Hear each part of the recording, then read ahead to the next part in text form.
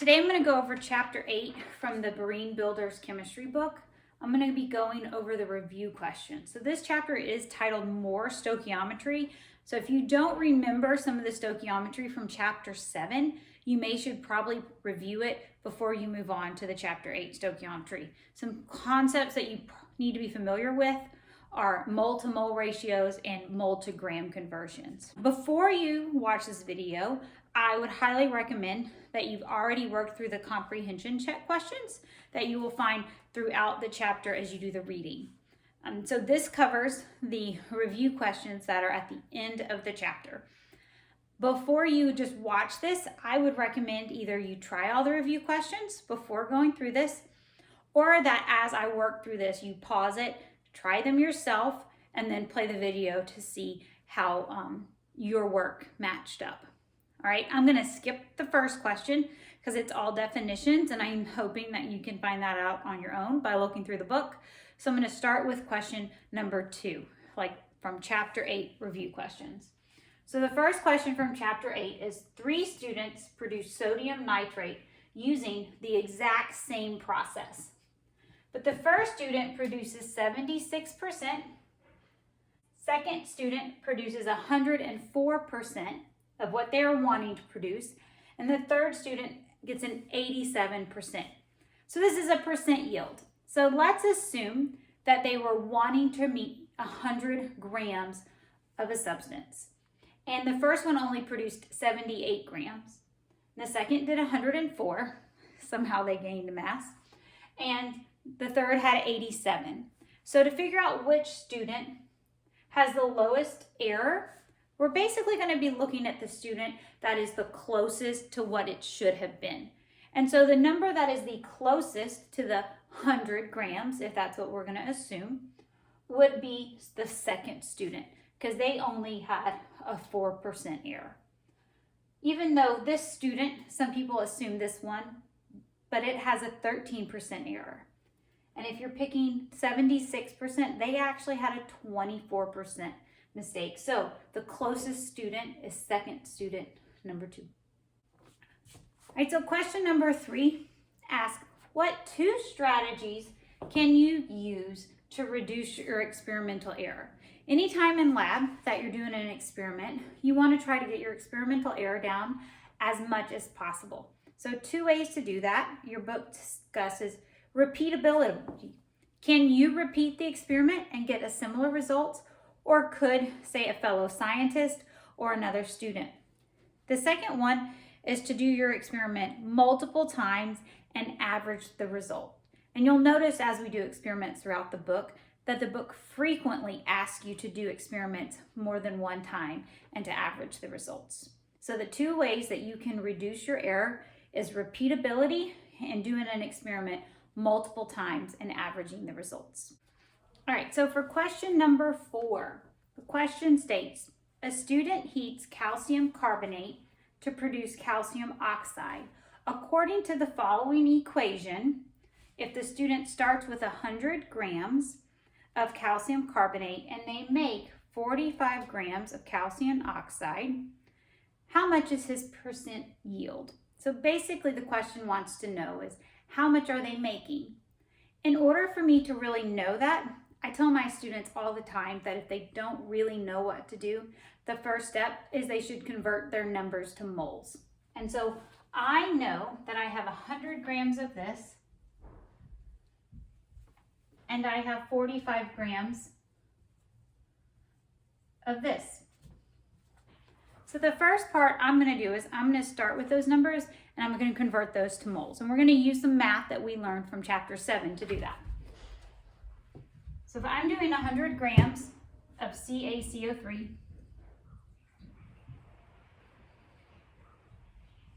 I want grams to cancel out, so I put it on the bottom, and I'm going to moles, so I put it on the top.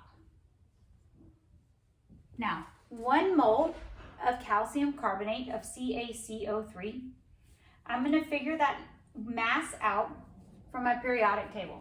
I'm going to add a mass of calcium, and then I'm going to add it to a carbon and 3 oxygens. So when I add all those up from your periodic table, I get 100 0.09 grams of calcium carbonate.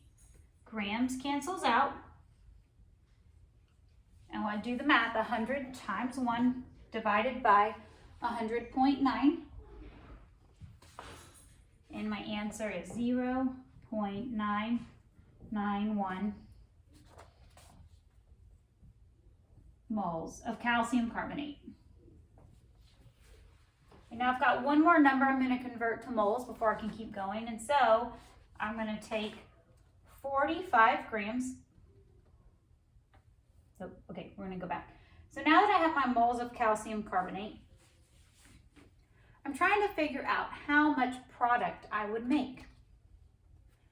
So I can take my moles of calcium carbonate and use my balanced chemical equation to calculate how many moles I will make of calcium oxide. So I want to write it out the long way. I would say 0.991 moles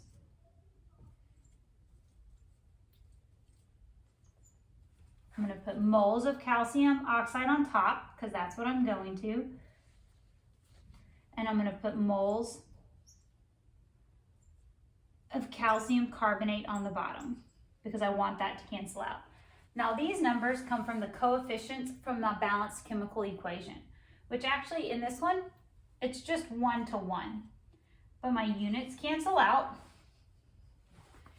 And I know that in a perfect world,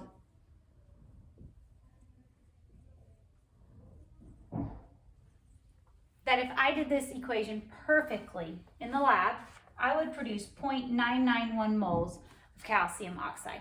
Now I technically didn't have to do this whole step. I could have done that in my head by just looking at the equation and knowing that they react in a 1-to-1 ratio. But I'm going to show you all the steps. So now I know how many moles of calcium oxide I can produce. I'm going to actually go back and figure out how many grams of calcium oxide I could produce. So you're going to take your moles of calcium oxide and I'm going to convert it to grams. Do you remember how to do that?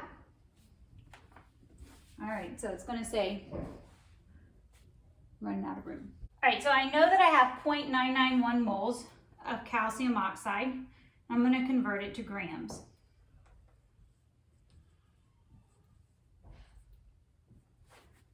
I'm going to put moles on the bottom so it can cancel out, and grams on the top. You figure out the grams of calcium oxide from looking at your periodic table, and the atomic mass of calcium is 40.08, and you just add that to the atomic mass of oxygen, which is 16. And so for the total mass of a calcium oxide, we get 56.08. And that's for every mole of calcium oxide. So your moles of calcium oxide are going to cancel out. And I'm left with my answer in grams of calcium oxide. Now this is not what they produced. This would be my theoretical yield. What would happen if this experiment happened in a perfect laboratory setting? And so if that was the case, if you put into your calculator 0.991 times 56.08, you would get 56.03 grams. So from this point on though, the question doesn't ask me what I produce. It's asking me what is their percent yield. So I'm trying to find a percent. And so I know that this student did not produce 56 grams of calcium oxide, right? My problem tells me they only produced 45. So they got 45 out of their 56 grams. So to figure out the percent of that, you would say 45 divided by the 56.03. And then, since I'm trying to put it as a percent, times 100.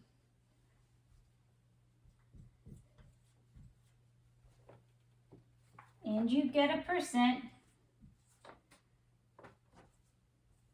of 80.3.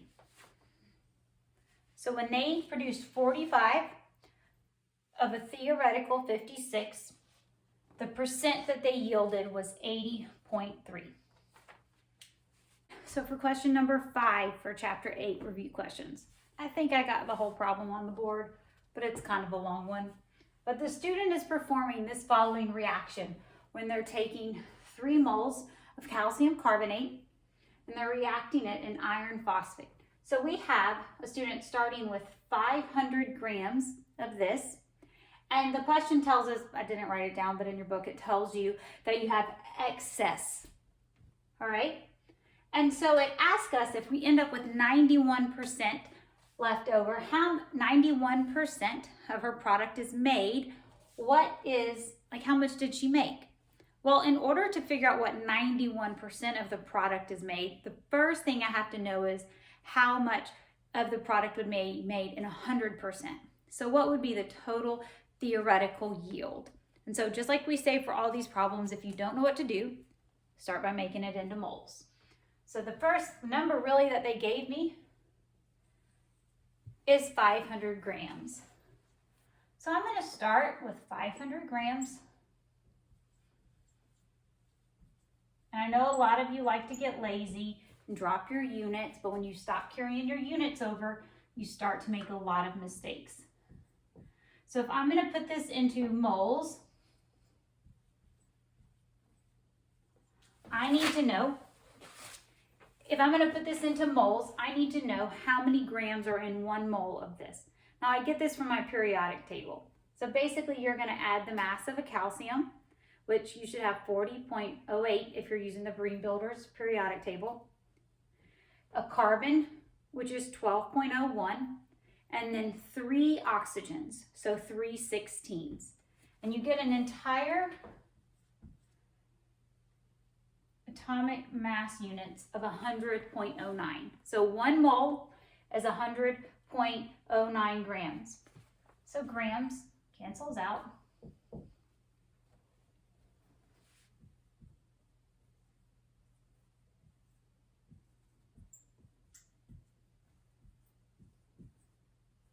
And I know how many moles of calcium carbonate I started with. So if I know how many moles of calcium carbonate I'm starting with, I can then calculate how many moles of the product I'm going to finish with. So that's what we're going to do. So we're going to do a mole to mole conversion. And this comes from your balanced chemical equation.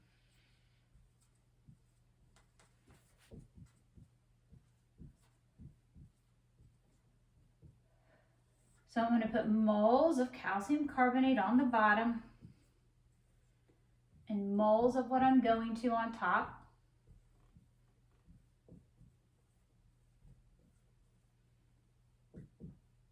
So these numbers are going to come from my equation. So for the calcium carbonate, we have a 3.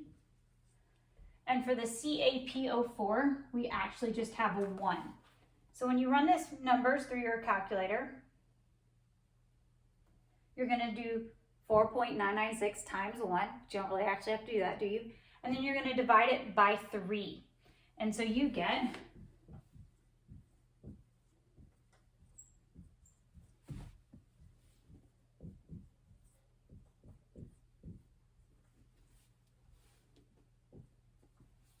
right, my 2's funny today. Okay, so once I know how many moles of the product, since we're done with percent yield, we actually want to know in grams. So I'm going to go from moles back to grams to know how many grams I would produce theoretically. So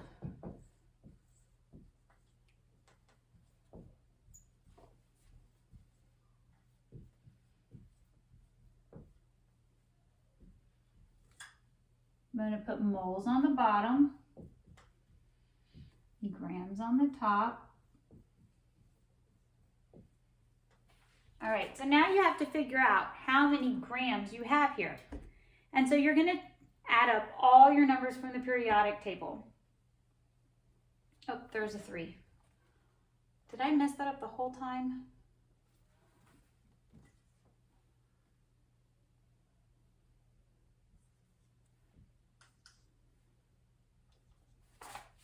Sorry about that. So you're going to add up 3 calciums. Then you're also going to add up PO4, which is a phosphorus and 4 oxygens, and then you multiply that by 2. Right, I'm not going to walk you through all those steps. I feel like you should know how to get that from adding it up in the periodic table. And so the total molar mass for this formula is 310.18 grams. So that's 3 calcium, 2 phosphorus, and 8 oxygens. So moles is going to cancel out, and I'm going to get my answer that I'm looking for. My theoretical yield in grams is 500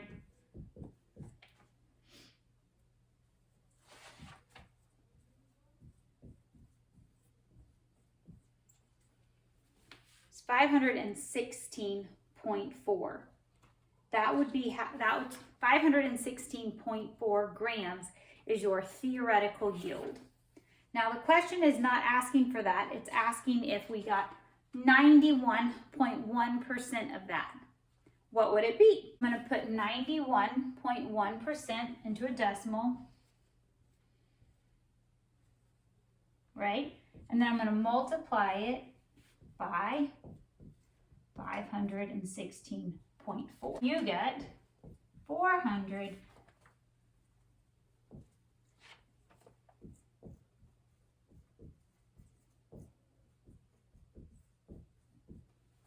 470.4 is my actual yield. So to just walk you through that really quickly, this is what we did. We knew that we were starting with 500 grams of calcium carbonate, and I wanted to first calculate how much I would produce of the product. And so I took 500 grams and I used the molar mass from the periodic table to convert it to moles of calcium carbonate. Then I was able to use my balanced equation to calculate from my moles of calcium carbonate using my 3:1 ratio that you get from your equation to calculate moles of the product. Then I was able to take moles of the product and using the molar mass from the periodic table, calculate grams of the product. So this is the theoretical yield. But I knew I had a percentage of the theoretical yield, so then I took my 91.1% and I multiplied it by the theoretical yield to get what I actually yielded in the equation. All right, question number 6 asks, which of the following is a carbohydrate? So to predict which ones of these are carbohydrates, we need to know the basic formula of a carbohydrate. And the basic formula of a carbohydrate is CH2O. So 1 carbon and 1 oxygen react with twice as many hydrogen. So we're going to come through these and we're going to look at the subscripts to see if they meet the formula for a carbohydrate. The quick and easy way is, does it have the same amount of carbons and does it have the same amount of oxygens? So if I take A, the first one, it has 5 carbons and 0 and just 1 oxygen. And so it is not a carbohydrate. On the second one, it has 1 carbon and 1 oxygen. So it does meet that standard for a carbohydrate, but it also is supposed to have twice as many hydrogens, which it does not. It all has the same of every. All right, so for this one, it has the same amount of carbons and the same amount of oxygens, and it has twice as many hydrogens. So it does meet the formula for a carbohydrate. This formula does not have the same amount of carbons or the same amount of oxygens. So it does not meet the formula of a carbohydrate. Question number 7. It gives you a list of compounds and it asks you to figure out which ones are empirical formulas. And empirical formulas are formulas that have no common factors in the subscripts. They cannot be simplified anymore. So if I'm looking at my first one here, I have a potassium and then I have a sulfate. I'm not sure if you've learned polyatomic ions yet or not, but this is like a 1. And neither one of these can be simplified anymore. So it is an empirical formula. But then let's say I take the second one. I have a P2 and an oxygen 6. This actually can be simplified. these could each be divided by 2. So it's not an empirical formula. Let's look at C5H10 oxygen. Technically, C5 could be, and H10 could be simplified, but with this oxygen, we cannot. So it is an empirical formula. It is in its simplest form. If we take then H2O2, this is hydrogen peroxide.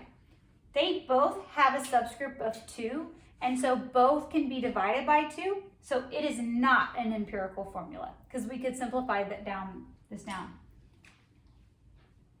And the last formula we have C6H12N3O6. And it has a 6, a 12, a 3, and a 6, which could all be divided by the 3. So it is also, they're not in their simplest form. So the only 2 that are empirical formulas is K2SO4 and C5H10O. All right, for the next question, number 8, it asks you to take any of these that is not an empirical formula and to write the empirical formula for that compound. So if we're going to take PTO6 and we're going to simplify it, I have a 2 and I have a 6, and they can each be divided by 2. So if I did that, 2 divided by 2 is 1, and 6 divided by 2 is 3. So the simplified version is PO3. This is the empirical formula of this compound. So let's find the empirical formula for hydrogen peroxide. I have 2 2's. They can each be divided by 2, making HO be the empirical formula for this compound. Now this last formula, they can all be divided by a 3. So if I take the 6 divided by 3, I get C2, H4, N1, and O2. And I don't put the 1 there, it's left out. And so this is the empirical formula for this problem. Question number 9. What kind of formula or what kind of compound can have both an empirical and a molecular formula? Well, the type of compound that can have both are covalent compounds.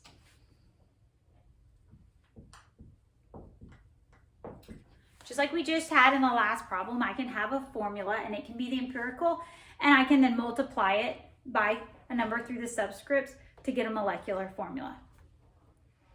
All right, so then the second part, it asks you what type of compound cannot have a molecular formula. Well, this is an ion or an ionic compound.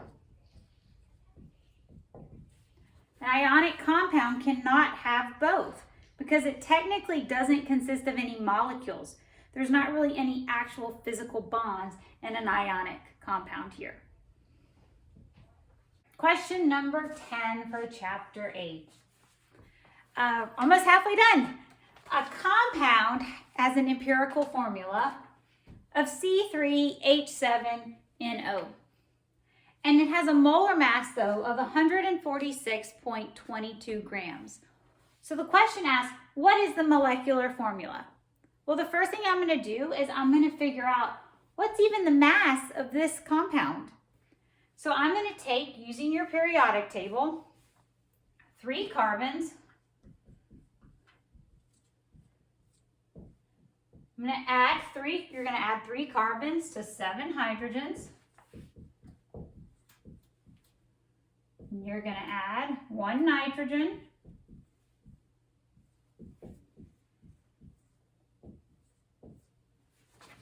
So we're going to repeat. We're going to add 3 carbons for the C3, 7 hydrogens for the H7, 1 nitrogen, and 1 oxygen. And these numbers are all coming from the atomic mass units listed on your periodic table if you open up the cover of your book. If I take these and I add them all together, I find out that the mass of this compound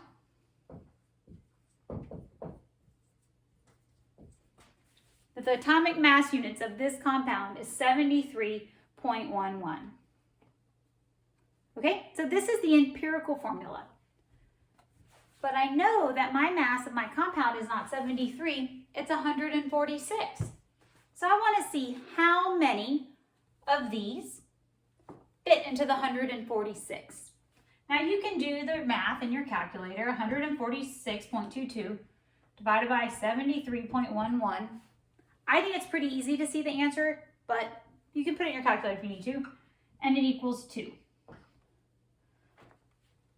So this means that there's 2 of this compound in the molecular formula. So I'm going to take this compound and I'm going to multiply it or double it. So instead of 3 carbons, I'm going to have 6 carbons. And instead of 7 hydrogens, I'm going to have 14, 2 nitrogens, and 2 oxygens. All I did was I found that it had to double it, so I'm just doubling everything. Carbons, hydrogens, the nitrogens, and the oxygens. So this is the molecular formula. Number 11, 15, oh, there's a mistake.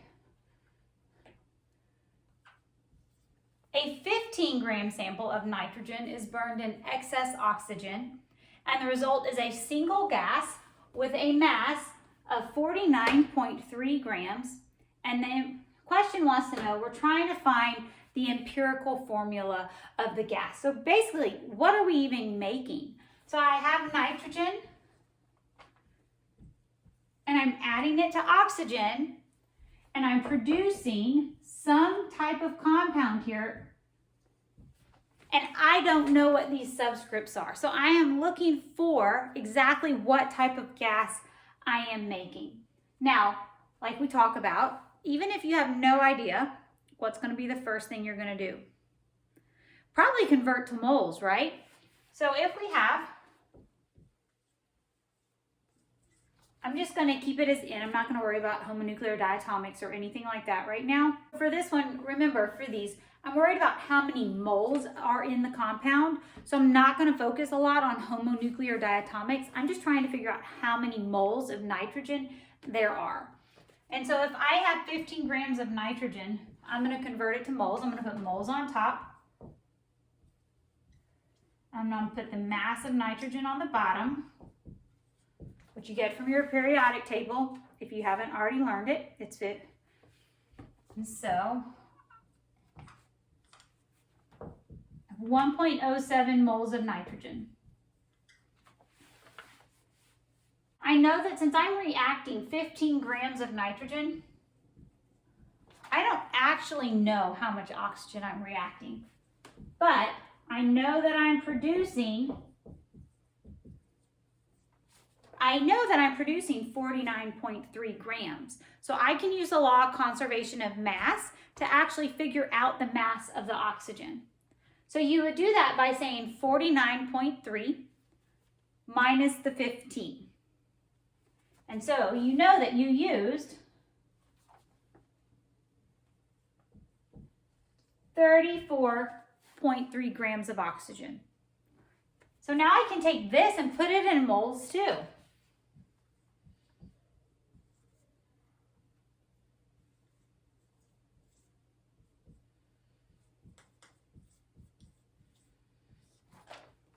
And 1 mole of oxygen. So grams cancel out. And I know that I've produced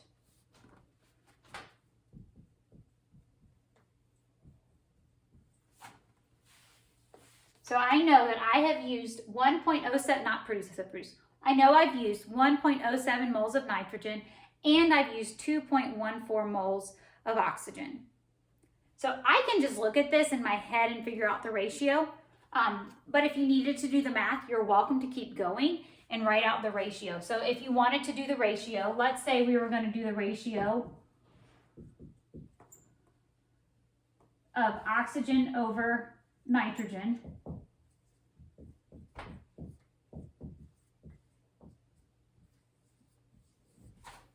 You would get 2. But you may be able to just look at these two numbers and go, oh, there's twice as many oxygens as there are as nitrogens. And so, with that knowing that, the empirical formula is for every nitrogen, there's going to be 2 oxygens. Well, remember, this is an empirical formula, not the molecular formula. All right, number 12, more math. Liquid hydrocarbon, which is basically a compound composing of nothing but hydrogen and carbon, is burned in a combustion reaction. I feel like most of these problems today have been a combustion reaction. Sorry if you're hearing my dog in the background. So we have a 450 grams of a liquid, and we're producing 1,362.5 grams of carbon dioxide and 697.4 grams of water. So let's just kind of write our combustion reaction out here. All right. I'm trying to figure out the empirical formula, which basically I'm trying to figure out the subscripts on this hydrocarbon. It's combusting. Combustion reactions happen with oxygen, and I'm producing carbon dioxide and water, which happens in all combustion reactions. So it tells me I'm starting with 400, let's try a different color.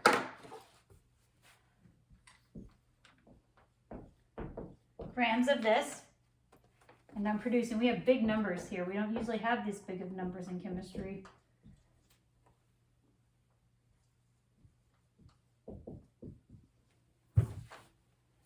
I find it helpful sometimes if I can to write out the equation and to add the information to where it goes to in the equation. Kind of pull it out of a word problem for me.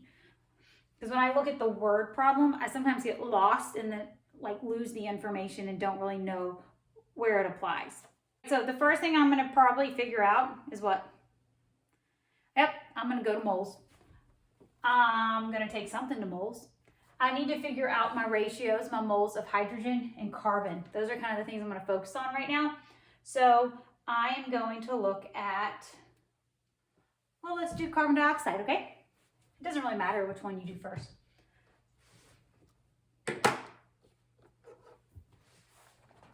So we have 1,362.5 grams of CO2.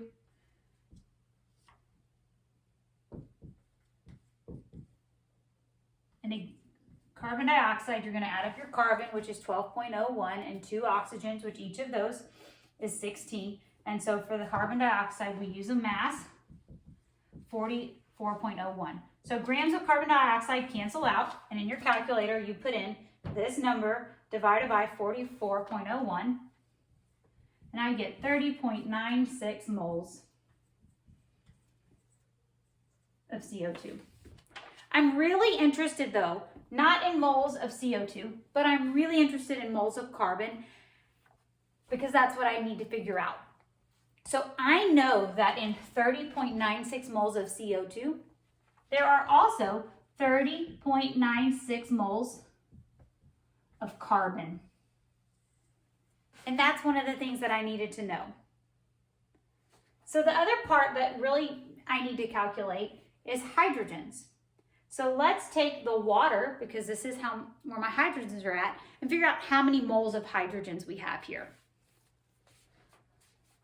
697.4 grams of water times 1 mole of water over grams of water. I'm going to add up hydrogens, which are 1.01 to 1 oxygen. So I'm going to get a mass of water of 18.02. It's from our periodic table. All right, if I take 697.4 and I divide it by 18.02, I get 38.70 moles of water. Now remember, I said I'm not really looking for moles of water. I need to know how many moles of hydrogen, and I need to know how many moles of carbon I have. Well, I know that in 38.70 moles of water, for every mole of water, there's 2 moles of hydrogen. So I basically have 2 of 38.7s, and that's how much hydrogen I have, because there's 2 in every one.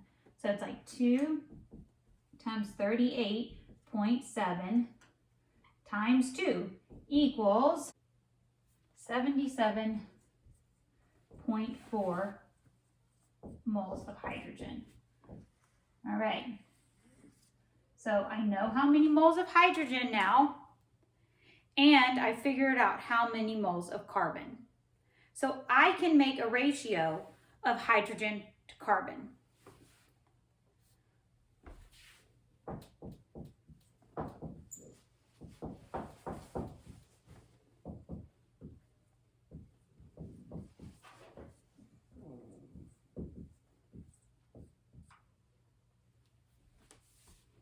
And I'm going to equal about 2.5. Right, I can't really round 2.5 up to 3. That's kind of pushing it for rate, like rounding up to whole numbers for this. So let's just say, let's just play with it, okay? So I have 2.5 hydrogens for every carbon. So I have 2.5 hydrogens for every carbon. So I technically could write this CH 2.5.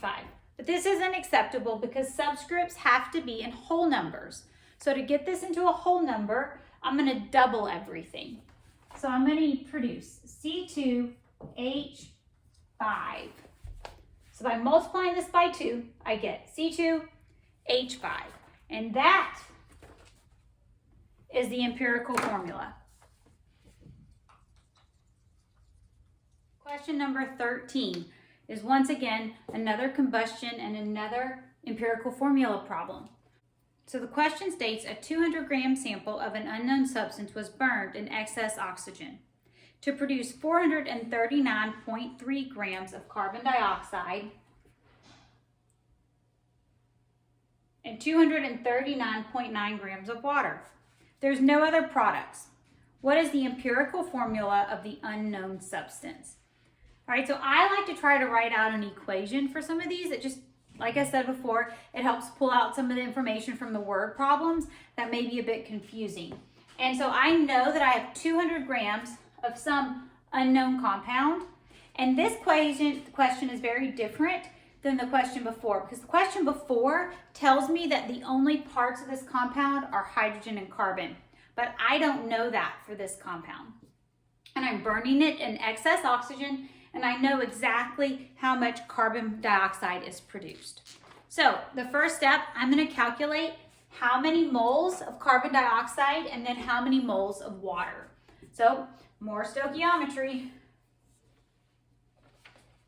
I'm going to start with carbon dioxide. I'm going to start all the way over here because I know that this is a big problem and it's going to take a lot of space.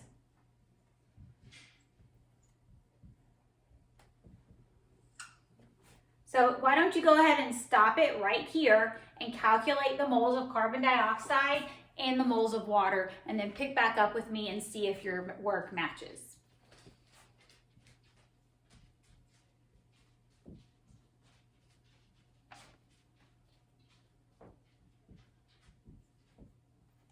All right, so grams of carbon dioxide on the top, so I put grams of carbon dioxide on the bottom. I know from my periodic table that there's 44.1 grams of carbon dioxide for every mole. So that cancels out, and I know that I have 9.982 moles of CO2. Now I'm going to do water. I'm starting with 239.9 grams of water.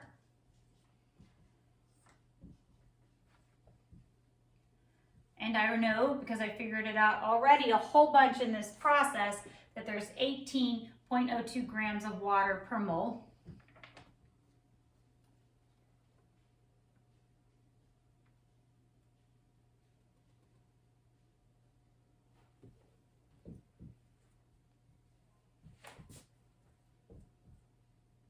Sometimes I'll leave the E off. Sometimes I leave the E off of mole.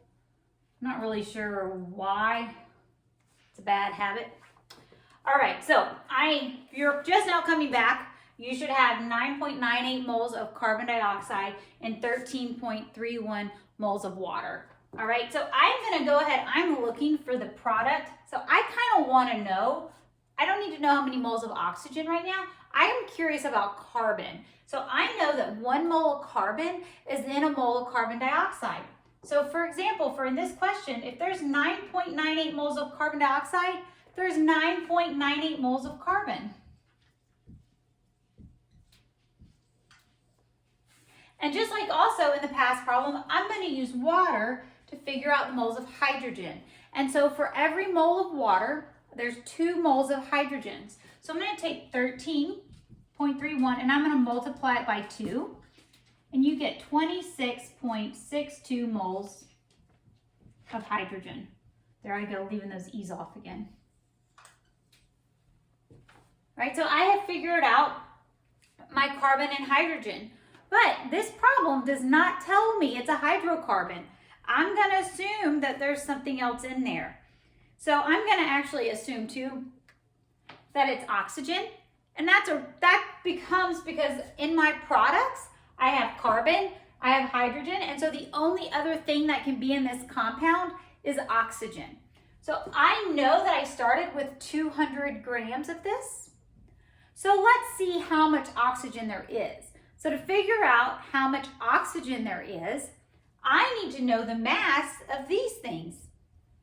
So if I'm going to calculate the mass of my moles of carbon, I'm going to do some stoichiometry. So here's a chance to stop it and figure out the mass of the carbon and the mass of the hydrogens.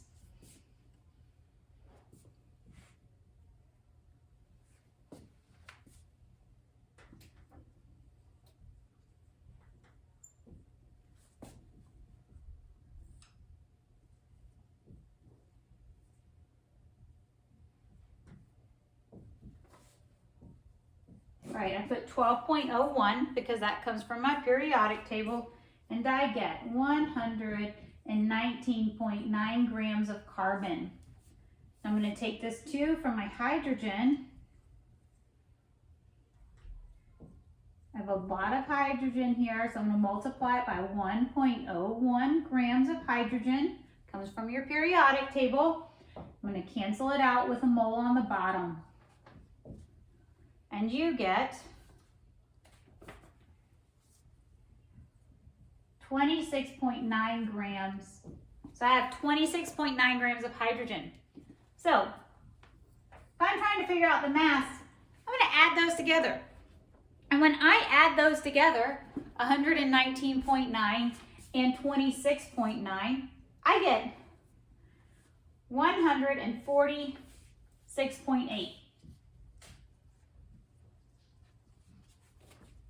So hydrogen and carbon makes up 146.8 of this compound. But this compound is 200 grams. So there's a mass of oxygen there. Well, I can figure out how much. I can say 200 minus the 146.8. So come over here. I'm going to say 200. Running out of room here.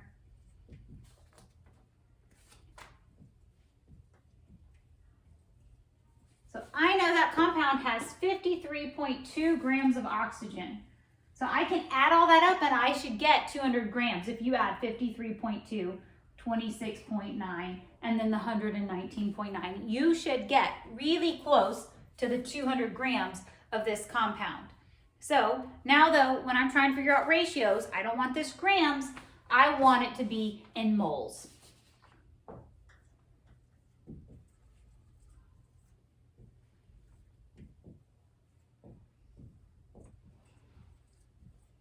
Multiply it by its molar mass.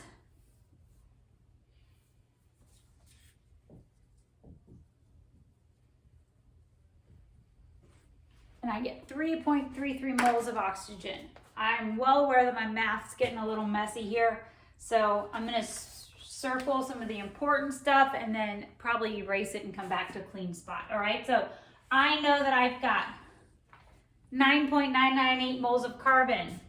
I have this much hydrogen, and I have this this many moles of oxygen. So these are my 3 mole numbers that I'm going to take to make some ratio. So I am going to clean my board so that I have space to work. I'm going to clean my board so that I can have space to finish the rest of the problem. Important numbers that we had, we're going to remember we had 3.33 moles of oxygen. We had 26.9 moles of hydrogen, 9.98 moles of carbon. So now I want to do a series of ratios to try to figure out how much I have of these guys in here, okay? So let's do carbon to oxygen. 9.98 over oxygen. When you do that division, you get 3. So there's 3 carbons for every oxygen. So let's make up a ratio using hydrogen. So let's do hydrogen to oxygen. So if I'm doing hydrogen to oxygen, I'm going to do 26.9 over 3.33. And that I get 7.99. I can comfortably round that up to 8. So there's 8 hydrogens for every oxygen. So we have C, H, and an O. Okay? So I know that for every oxygen, I've got 8 hydrogens. And also, for every oxygen, I have 3 carbons. So my empirical formula is C3H8O. All right, question number 14. We're actually moving on from empirical formulas and we're going to be figuring out percent composition. And so the question asks, what is the percent composition for each element in Na3PO4? So to figure out percent composition, it's actually percent by mass. And so we need to know the mass.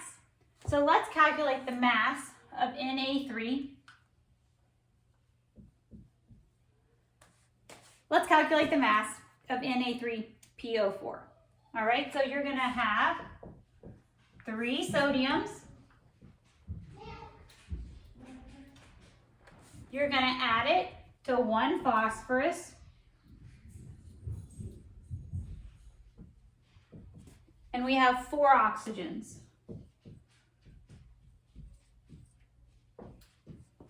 So the total mass of this, go ahead and figure it out in your calculator. Pause so that you can do it yourself and then come back and check.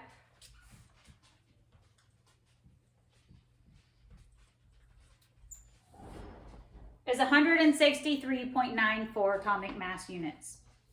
So now we're going to go back and we're going to figure out what's the percent, because it asks for of each element. So let's do sodium. Let's do sodium first, okay? So in sodium, we have 3. We get 22.99 from the periodic table. And we're basically, since that's the part, we're going to divide it to figure out a percent over the whole, which is 163.94. And then you multiply it by 100 to get your percent.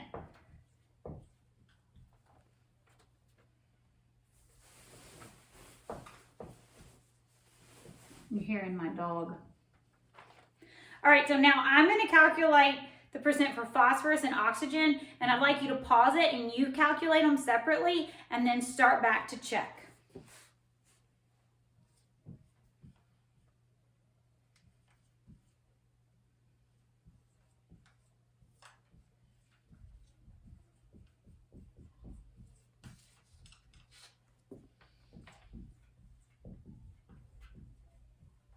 Okay, so for phosphorus, we are taking 30.97 from the periodic table, and we're dividing it by the whole mass of the compound, which we calculated up here to be 163.94. And then we just multiply it by 100 to get percent. Oxygen's done very similar, except we have 4 oxygens. So it's 4 times 16 divided by the total times 100.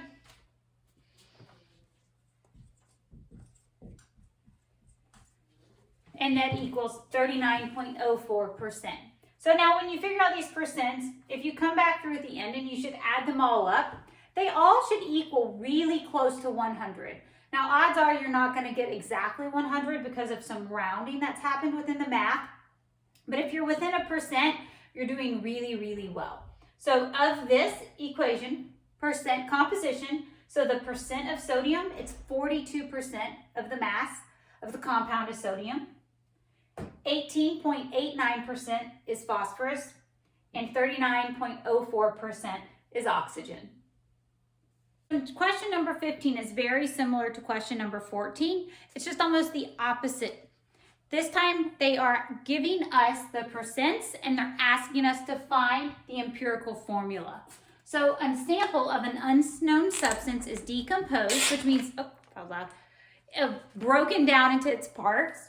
And we know its parts are 24.7 potassium, 34.7 manganese, and 40.6% oxygen. And so the question wants us to go the opposite of what we just did and to find the formula. So to go from the percents to the formula, instead of, I'm going the opposite, so I'm going to be finding the moles. So let's take potassium, so 20.47. So to do this, to find the moles, I'm going to actually just assume that even though these numbers, I didn't write percent by all of them, are percents, even though they're percents, I'm going to assume my sample is 100 grams. So if I assume I have a 100 gram sample, I can take 24.7% and say 24.7 grams. So I'm going to say 24.7 grams of potassium.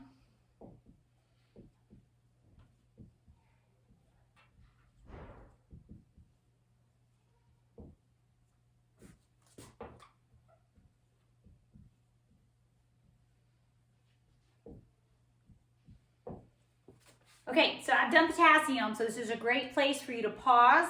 Go ahead and solve for the moles for the other parts, for manganese and for oxygen. All right, so if I'm solving for manganese, it's just 34.7 grams. And I'm going to multiply it by the number on the periodic table.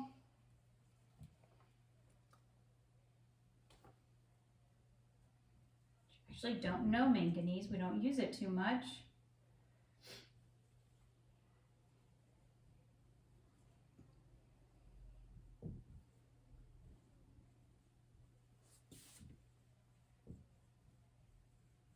All right, and we're going to do oxygen last. So 40.6 grams of oxygen, multiply it by the mole, that's going to be on top, put grams on the bottom, 16 grams per mole of oxygen, grams cancels out, and we get 2.54 moles of oxygen.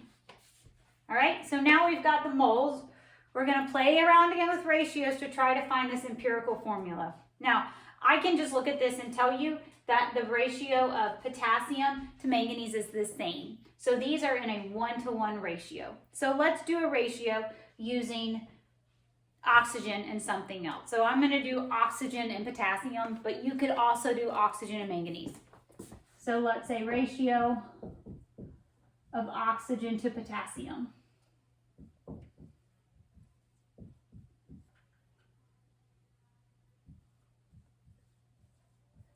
People ask me all the time, how do I know which number to put on top? I'm just going to put oxygen on top because it's a bigger number and I want a nice, good number for my math. I don't want to deal with like decimals and things. All right, so in this one, I round, comes out to be 4.02, which I can actually round 4.02 to a ratio. So I can say oxygen to potassium is 4. So when I come down here and I'm going to start to figure out my compound, I know that I have the same amount of potassium and the same amount of manganese because they react in a 1-to-1 ratio. And then I figured out that I've got 4 times as many oxygens. So I'm going to add a 4 there. So my empirical formula is 1 potassium, 1 manganese, and 4 oxygens. So for chapter 8, this is our last really big math problem, and you've probably noticed my handwriting is getting worse as the day goes on, but it's where we're at. So problem number 16. A 500-gram sample of an unknown substance is decomposed into 144.2 grams of magnesium, 71.2 grams of carbon, and some oxygen that escaped and could not be measured. What is the empirical formula? So I know parts of this, but I also know that I have had a good chunk of oxygen that is left, and I have no idea how much that is. So let's figure that out because we have enough information. So I know that I'm starting with 500 grams. So I can say 500 grams, and I can take away the masses of all the other compounds. So if I take that away,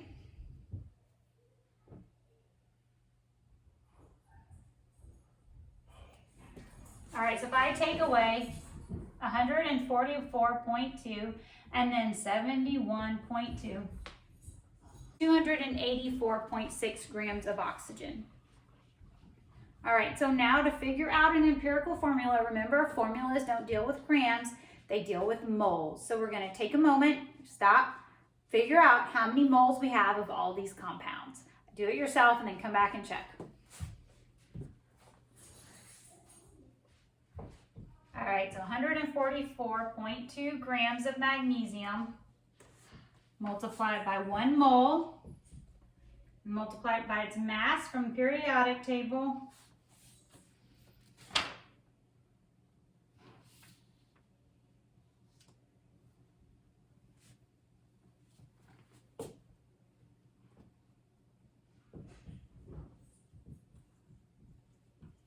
grams cancel out, and you have 5.932 moles. There I go, leaving that E off, of magnesium. All right, so let's do for the next one, 71. All right, let's do 71.2 grams of carbon. All right, from your periodic table, it's 12.01 grams of carbon. You ought to know that by now. And so I'm left with 5.93 moles of carbon, and we have one more left, which is oxygen. So we have 284.6 grams of oxygen.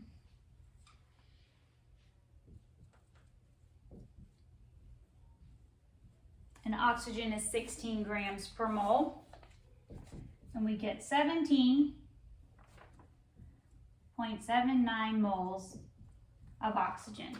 So now we know all our moles, and we can start to figure out your ratios to calculate like your empirical formula. So I'm just going to glance at this and make a really good guess, that not even a guess, I can tell you that magnesium and carbon are going to react in a 1-to-1 ratio, because if we do some little rounding, because I haven't been following significant figures, and I know that probably drives some people crazy, but that's where we're at. And so I have magnesium and carbon react in a 1-to-1 ratio. So let's figure out another ratio using the oxygen. All right, so let's do oxygen to magnesium. So I'm going to do oxygen over magnesium.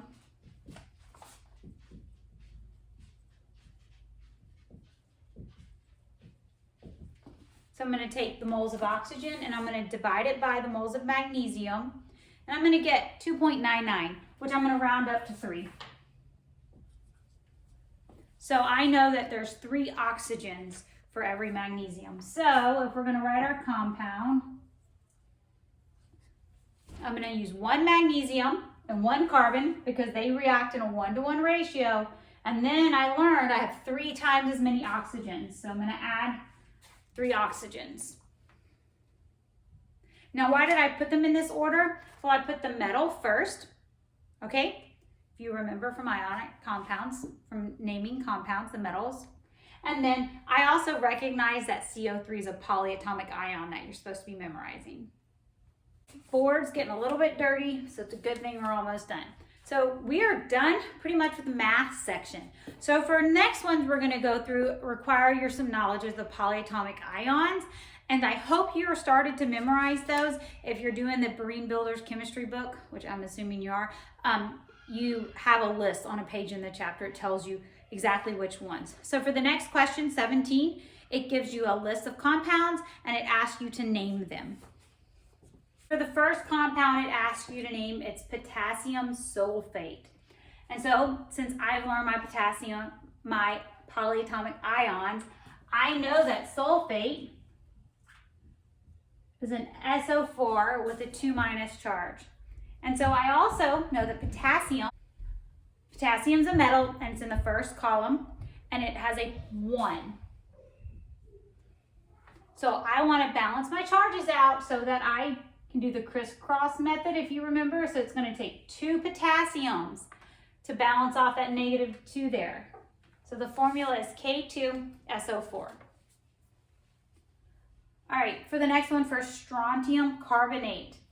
So the polyatomic ion carbonate, we actually just saw that in problem number 16 is CO3. And it's also a 2-. And strontium is a 2+. All right, you're going to find that for your metals from your periodic table. I don't really have to multiply these by anything to balance out the charges because a 2+ and a 2- are already balanced out. All right, so this one is a little tricky. We get 2 polyatomic ions in here. So ammonium is the one polyatomic ion that your book asks you to memorize that has a positive charge. And it's a positive charge of 1. And then we have phosphate, which is PO4. And it has a 3- charge. So when I first look at this, these charges are not balanced out. And so I'm going to need to crisscross my charges. So I need 3 ammoniums, not just 3 hydrogens, 3 of this entire thing. So I'm going to use a parentheses there to show that. All right, so then the last problem that you have to write is for magnesium nitrate. And so magnesium is the metal, it's Mg. And if you're on your periodic table, it's on the 2nd row from the left. And so it's a 2+. And nitrate is an NO3, and it has a negative charge. And so to balance out my charges, I'm gonna have, this is like a 1. So I'm gonna have a 1 here, and a 2 goes here. So I'm gonna actually put parentheses because I want 2 of the entire compound, 2 in nitrates. Okay guys, we're almost done. So number 18 gives you the name magnesium phosphate, and it asks you a few questions like, it wants to know how many phosphorus and how many oxygen atoms are in this compound. So first we have to figure out and write the formula. So phosphate, you should memorize this one.